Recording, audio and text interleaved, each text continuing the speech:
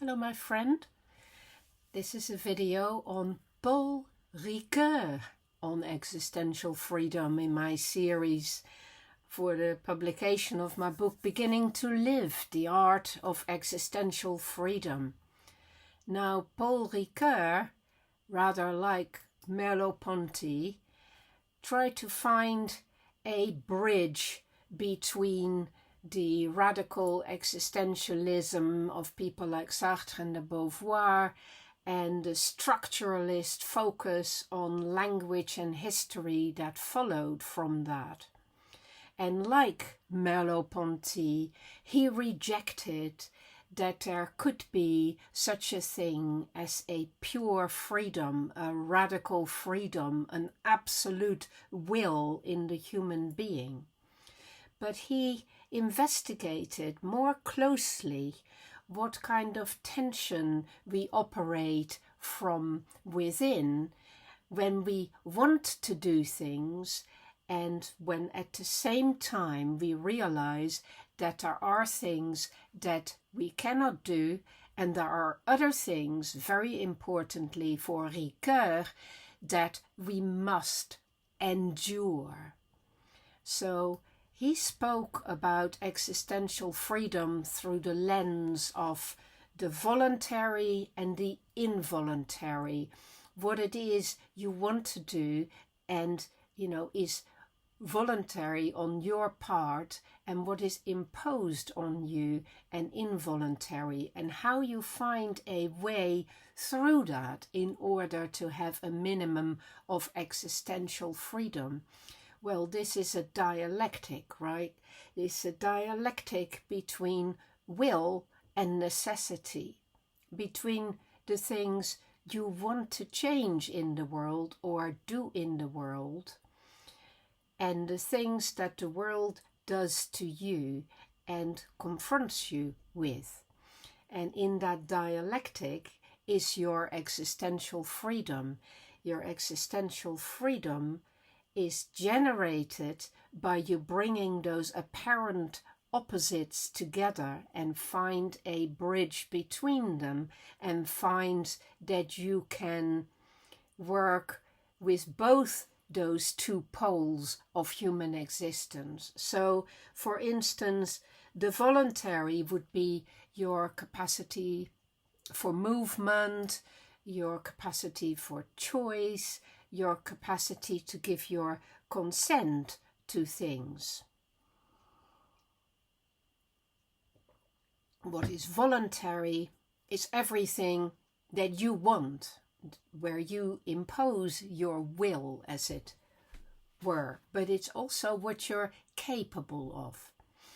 And the involuntary are all things that you haven't chosen, that you didn't really want, and they include things like your biological drives, which just carry on regardless. You have no real consent in them. Your birth, your temperament, your death, your circumstances, all of those things are involuntary, but you have to take them into account. You can't act as if you're radically free and don't have to take them into account. So freedom is the act of combining what is voluntary and what is involuntary and somehow integrating them. Integration is a very big thing for Ricoeur. You can only become truly free once you have integrated that and you consent to the involuntary part of that. So you consent to the necessities of life, the facts of life, and you transform those raw facts into something that functions in your life in a voluntary way and becomes a personal meaning, which means that freedom for Ricoeur then becomes a project. Now that's a very Sartrean idea, as you know, to be, yourself an original project, and to have a project in the world is very much a Sartre thing. Well, Ricoeur also views freedom as a project, but he opposes that to the idea of freedom as something you possess. So freedom as a project involves 3 stages. First of all, you make a decision, so decision is involved in freedom as a project, and the moment you commit to a possibility in your life and you choose or you opt for it, you make the decision, I can do this. Number 1. Number 2, then follows the action to bring this about. This means you act on the decision you have taken and you do things with your body in order to engage with the world along the lines of the decision you've taken. Thirdly, there has to be consent about this.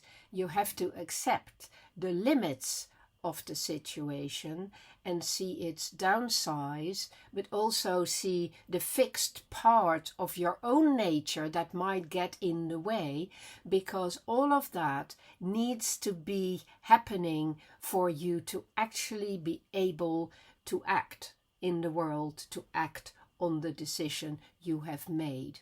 And this leads naturally to the other important contribution of Ricoeur's, which is his idea of narrative identity and freedom. So in his later work, Ricoeur starts to talk a lot about narratives and narrative identity. He argued that you don't really ever know yourself other than through hearing stories about yourself or telling stories about yourself.